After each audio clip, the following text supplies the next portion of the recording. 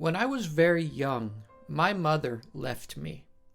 You, God, should be aware of this, but in case you forgot, I will remind you. My father, who has now passed away, told me she was a good mom. He said things such as she was with me every day, attentive, protective, and compassionate towards me. But one day, around the age of 5, she was gone. She never did come back. I remember nights lying in bed with a waterfall of tears, crying, "Why did Mom leave?" I hid my tears from everybody, and I was much too young to sort it out on my own. I remember hugging my Bible like a teddy bear. Many nights I would cry myself to sleep with my Bible under my head like a pillow. Somehow I thought you would make things okay, or give me some sort of relief. I would often pray a simple 6 or 7-year-old's prayer for you to be with me.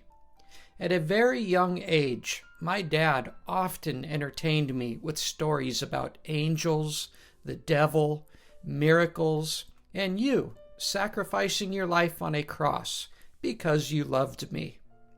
At a tender and early age, I believed everything I was told by my father. I fully believed in you because my father told me you were real.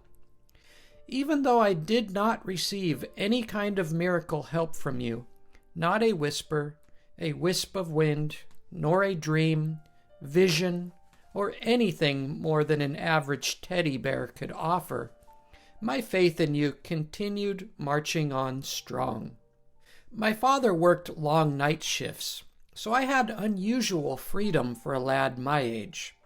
I fed myself, dressed myself for school, not so well sometimes, and rode my bicycle across town to play with friends.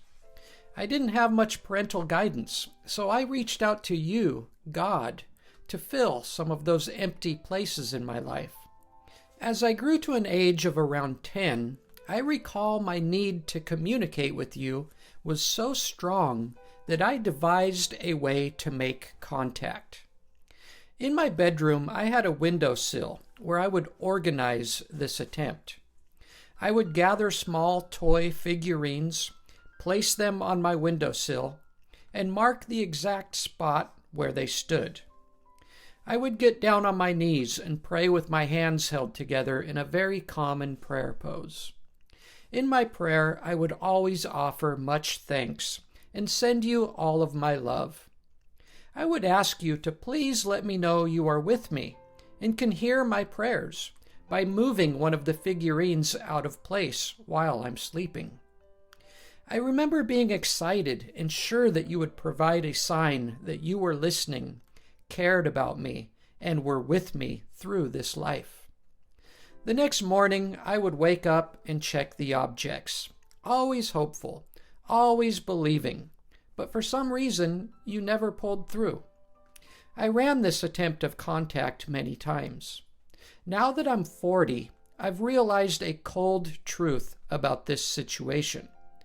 The only thing I have ever known about you, God, being real, is what I've been told by other humans.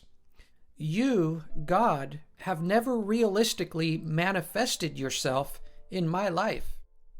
A reality-based relationship with you has never existed. Now that I am no longer a child, how am I supposed to believe in you if there is no verifiable communion between us? How do I know I'm not just praying to a wall? Even now, I'm still waiting. I still want to experience something even a child's mind needs and yearns for. I'm not sure when I gave up the windowsill experiments, but needless to say, you never moved one. At some point, I had to learn that I should not be testing you for proof of your existence. Perhaps I was doing something evil. The elders told me that obedience, worship, and faith were the only pathways to achieving a closer communion with you. By the age of 13, I had fully accepted the basic tenets of our relationship. You were silent, invisible, and common prayers such as help on a test would be answered as randomly as if I didn't pray. And miracles, such as the walking on water kind or being greeted by an angel, are non-existent. It was time for me to grow up. Still, I never thought of you as a God who doesn't answer prayers or communicate with your children. I was certain that the pastor of my church did experience communication with you in the ways I desired. I thought that many other advanced Christians experienced contact, and that maybe I wasn't good enough, or perhaps not ready to have relations with you in such ways. If I kept studying my Bible, strived to live sin-free, and with lots of prayer, I would eventually have that real connection with you, like my pastor did. Through the years, people have tried to explain why you never moved a toy figurine on my windowsill, such as I didn't have strong enough faith, or I was rebelliously testing you for proof. Both are incorrect. I was never looking for proof because I already believed in you. Furthermore, I had a deep desire for a realistic communion, and the windowsill experiment was the mark of my genuine faith that I believed I could establish one with you. Some have suggested to me that you did answer, and I wasn't paying attention, or just didn't hear you correctly. It's really quite nonsensical. There I am, wishing for a relationship with you, completely receptive and faithful, and there you are, also desiring a relationship with me, and knowing exactly what it would take to communicate that to me, but you decide to speak to me in a way I cannot understand or hear?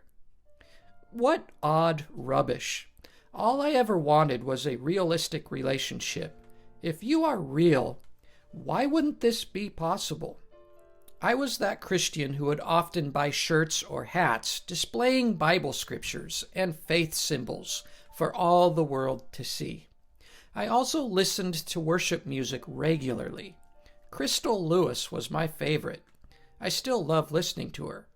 I was plugged in.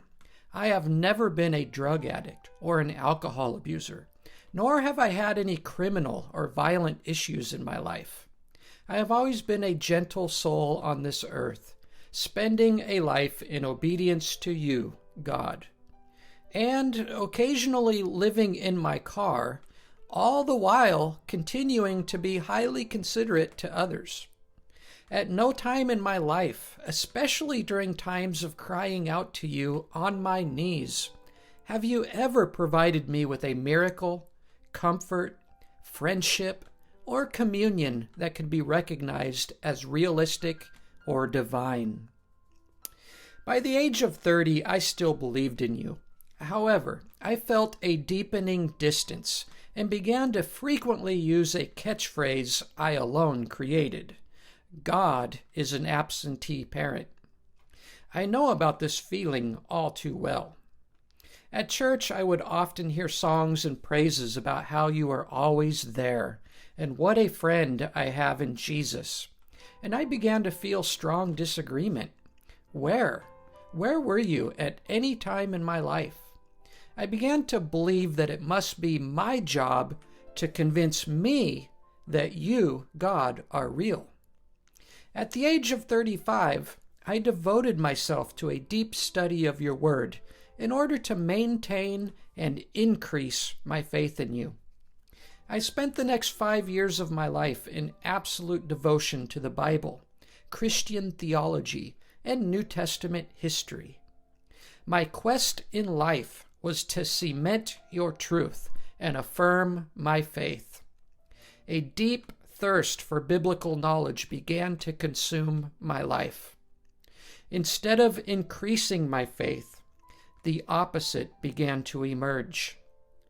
I began to recognize how Christianity portrays human fabrication, imagination, error, deception, bizarre or irrational theologies, and commonalities with the religious trends of Egypt, Rome, and Greek culture. Furthermore, I could not find one shred of evidence outside of the Bible that could offer any credibility to the hundreds of fantastic magical tales found within its pages. I realized that my beliefs were all centered around magic and miracles. The erosion of my biblical faith had begun. The harder I studied, the more I began to awaken.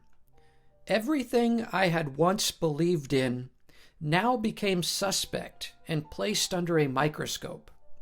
I was on a mission to discover truth, and a newfound courage had bubbled up inside of me to be more open and honest deep within myself. This was the beginning of what I call my Great Awakening. Years of childhood brainwashing had begun to be wiped clean.